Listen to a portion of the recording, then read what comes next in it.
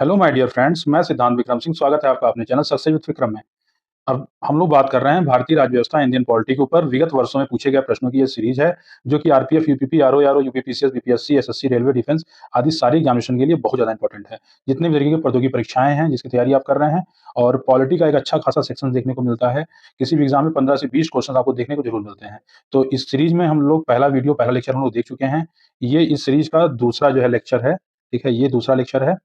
और चलिए शुरू करते हैं, देखते हैं हम लोग कहाँ तक देख लिए थे, इसके आगे से फिर हम लोग बात करते हैं। जो लोग चैनल को अभी तक सब्सक्राइब नहीं किए हैं, वो चैनल को सब्सक्राइब करके बेल आइकन पे क्लिक कर लें, क्योंकि डेली नए-नए अपडेट्स पाने के लिए आप हमारे साथ जुड़ जाइए। संविधान सभा के उद्घाटन अधिवेशन की किसने अध्यक्षता की थी? तो सच्चिदानंद सिन्हा ने की थी। अमेरिका, इंग्लैंड, आयरलैंड और भारत में किस देश में लिखित संविधान नहीं है? तो इंग्लैंड में जो है लिखित संविधान नहीं है। भारतीय संविधान का परीक्षक कौन है? तो उच्चतम न्यायालय है। ठीक है, इसका संरक्षक कहिए या परीक्षक कहिए, तो उच्चतम न्यायालय जो है इसका संरक्षक है। भारत एक गणतांत्रिक देश है, इसका क्या अर्थ है? राज्य का मुखिया अप्रत्यक्ष रूप से लोगों द्वारा निर्वाचित किया जाता है। भारत को एक गणराज्य मुख्य रूप से इसलिए माना जाता है क्योंकि राष्ट्राध्यक्ष का चुनाव होता है। भारतीय संविधान कैसा है? आंशिक रूप से कठोर, आंशिक रूप से परिवर्तनशील है। सर्वप्रथम संसदात्मक सरकार किस देश में आरंभ की गई थी? तो ये चीज़ पूछा गया है, तो इसका आंसर होगा आपका ग्रेट ब्रिटेन में। भारतीय संविधान का प्राधिकार स्रोत कौन-सा है? तो भारत के लोग। किस देश के भारतीय संविधान ने लिखित संविधान के रूप को प्राप्त किया है? तो अमेरिका से जो है लिखित संविधान का स्वरूप प्राप्त किया गया है। भारत के संविधान के ऊपर सबसे अधिक प्रभाव किसका माना जाता है? तो ब्रिटेन संविधान का, क्योंकि ब्रिटिश लोग यहाँ पे राज किए थे, तो बहुत कुछ हम लोग सीखे तो उन्हीं से हैं। तो इसलिए उन्हीं का सबसे ज़्यादा जो है इसपे आपको उनका प्रभाव दिखाई पड़ेगा। भारतीय संविधान नागरिकों के लिए आर्थिक न्याय किसके माध्यम से सुनिश्चित करता है? प्रस्तावना से। नागरिक समता का क्या आशय है? कानून या विधि के समक्ष समानता। संसद के चुनावों में मत देने का अधिकार किस प्रकार का अधिकार है? ये कानूनी है। निःशुल्क शिक्षा का अधिकार कुछ सीमाओं के अंतर्गत संविधान के किस रूप में गारंटित है? मौलिक अधिकार। जब पत्रित वोटर एक वोट देता है तथा कुछ विशेष योग्यता वाले वोटर एक से अधिक वोट देते हैं, तो इस प्रकार की व्यवस्था को क्या कहते हैं? एकाधिक मताधिकार तंत्र। संघ बनाने का अधिकार किस प्रकार के अधिकार की श्रेणी में आता है? ये राजनीतिक अधिकार की श्रेणी। मौलिक अधिकारों का संरक्षक कौन है? तो सर्वोच्च न्यायालय। देखिए, अभी परीक्षक की बात किए थे, हम यहाँ पे संरक्षक की बात है। तो दोनों का आंसर आपका एक ही होगा। अधिकार किसमें निहित होता है? तो कर्तव्यों में निहित होता है। भारत के संविधान का कौन-सा अनुच्छेद भारत के कल्याणकारी राज्य घोषित करने से संबंधित है? तो ये अनुच्छेद 39 है, ये ध्यान रखिएगा। राष्ट्रपति की कौन-सी क्षमादान शक्ति के अंतर्गत दंड की प्रकृति को बिना बदले उसकी अवधि कम कर दी जाती है? तो परिहार। भारतीय संघ के राष्ट्रपति के पास वही संवैधानिक अधिकार है जो किस देश के राष्ट्राध्यक्ष के पास है? तो ब्रिटिश राजा या रानी के पास। भारतीय संसद राज्य के किसी विषय पर कानून बनाने के लिए कब सक्षम होती है? जब अनुच्छेद 352 के तहत आपात स्थिति लागू हो। भारत का वह राष्ट्रपति कौन था जो सदा भारतीय धर्मनिरपेक्षता को सर्वधर्म स्वभाव कहता था? तो डॉक्टर एस राधाकृष्णन। भारत का प्रधानमंत्री किस प्रक्रिया से बनता है? तो इनकी देखिए, भारत के सांसदों के का निर्वाचन होता है। उनमें से जो बहुमत दल का नेता होता है, उसे नियुक्त किया जाता है। तो नियुक्त नियुक्त कौन करता है? तो उसे नियुक्त जो है राष्ट्रपति करता है। ठीक है? ये ध्यान रखिएगा। ये ना बता दीजिएगा कि चुना जाता है। विदेशों को भेजे जाने वाले विभिन्न संसदीय प्रतिनिधिमंडल के लिए व्यक्तियों का नामांकन कौन करता है? तो ये लोकसभा अध्यक्ष करता है। जनता पार्टी के शासनकाल के दौरान भारत का राष्ट्रपति कौन था? तो एन संजीव रेड्डी।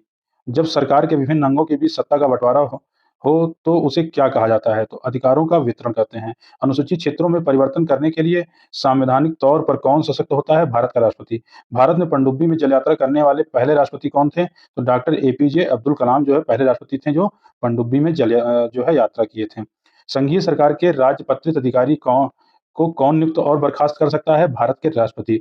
राष्ट्रपति किस कोष से किसी अप्रत्याशित खर्च के लिए धन दे सकता है? आकस्मिक निधि से।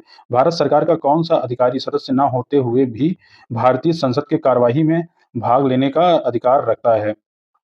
भारत का महान्यायवादी, अटॉर्नी जनरल जिसे कहते हैं। किसी राज्य में राष्ट्रपति शासन के तात्पर्य उस राज्य में किसके शासन से होता है? राज्य में राज्यपाल के शासन से होता है। भारत का राष्ट्रपति बनने वाला प्रथम असमी कौन था? तो फखरुद्दीन अली अहमद।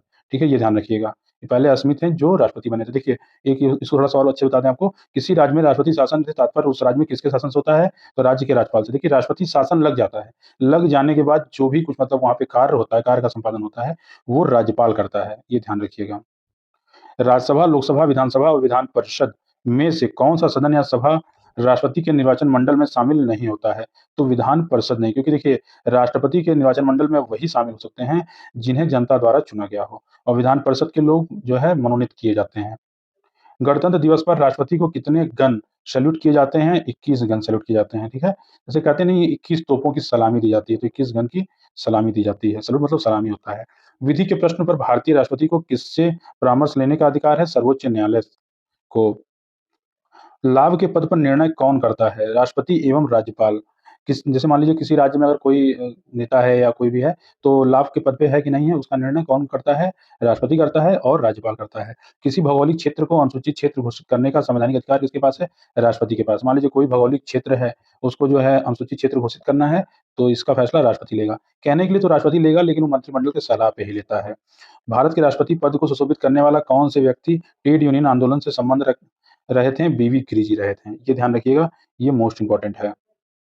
पहले अविश्वास प्रस्ताव और दूसरे अविश्वास प्रस्ताव के बीच कितना अंतर होना चाहिए? 6 महीने का। संसद के 2 सदनों के बीच अधिकतम कितना अंतराल होना चाहिए? इसमें भी 6 महीने का। भारत की संसद ने पर्यावरण संरक्षण बिल किस वर्ष पारित किया था? 1986। ये थोड़ा-सा मोस्ट इम्पोर्टेंट है। मंत्रिपरिषद किसके प्रति उत्तरदायी होता है? तो संसद के प्रति उत्तरदायी होता है। कोई कानूनी विधेयक संसद के किस पटल पर रखा जा सकता है? संसद के दोनों सदनों में से किसी भी पटल पर कानूनी विधेयक रखा जा सकता है। भारतीय संसद का सचिवालय किस मंत्रालय के अधीन आता है? तो संसदीय कार्य मंत्रालय के अधीन।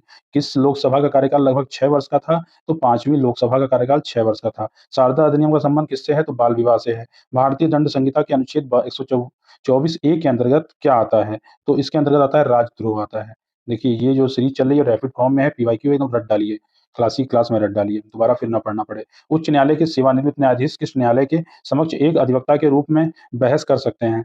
अन्य उच्च न्यायालय और सर्वोच्च न्यायालय में। भारतीय दंड संहिता किस वर्ष लागू हुई? वर्ष 1862 में। बलात्कार के अभियुक्त को भारतीय दंड संहिता की किस धारा के अंतर्गत अभियोजित किया जाता है? तो धारा 376 के अंतर्गत इनको सज़ा दी जाती है।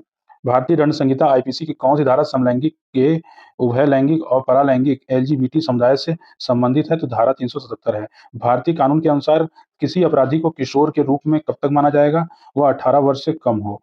मद्रास राज्य का 18 वर्ष से कम के लोग ही वो माने जाते हैं, नाबालिग माने जाते हैं। मद्रास राज्य का नाम तमिलनाडु में कब बदला गया? तो वर्ष 1969 में। उत्तर प्रदेश की प्रथम महिला मुख्यमंत्री कौन थी? सुचेता कृपलानी जी थीं। ये ध्यान रखिएगा। भारतीय कानून के अनुसार किसी अपराधी को किशोर के रूप में कब तक माना जाएगा? तो 18 वर्ष से कम तक माना जाएगा। ठीक है? जम्मू और कश्मीर की पहली महिला मुख्यमंत्री का नाम क्या है? तो ये हैं महबूबा मुफ्ती। नागालैंड की राजभाषा क्या है? तो अंग्रेज़ी है। किस भारतीय राज्य ने किसी भ्रष्ट अधिकारी की संपत्ति को राज्यसात करने का कानून पारित किया? तो बिहार ने। किस राज्य का सचिवालय भवन राइटर्स बिल्डिंग के नाम से जाना जाता है? तो ये पश्चिम बंगाल। भारत के किस राज्य में समान नागरिक संहिता है? तो गोवा में समान नागरिक संहिता है। भारत के किस राज्य में पहली बार गैर कांग्रेसी सरकार बनी थी? तो ये केरल, यहाँ पे वामपंथी की सरकार बनी थी। भारत के अवशिष्ट शक्तियाँ किसमें निहित हैं? केंद्रीय सरकार में। अखिल भारतीय सेवा के सदस्य किसकी सेवा करते हैं? संघ एवं राज्य सरकार दोनों की सेवा करते हैं। एक नई अखिल भारतीय सेवा किस प्रकार अस्तित्व में आती है? संसद द्वारा आती है। तो आज के लिए इतना ही, फिर मिलेंगे नए वीडियो के साथ। लोग नोटिफ़िकेशन वाली वीडियोज़ जाके सेक्शन में आप लोग इम्पोर्टेंट टॉप 6 वैकेंसी की जो है वीडियोज़ देख लीजिए, उसके भी लास्ट डेट निकल रहे हैं। जो लोग फॉर्म अभी तक फिल नहीं किए, फॉर्म फिल कर लीजिए।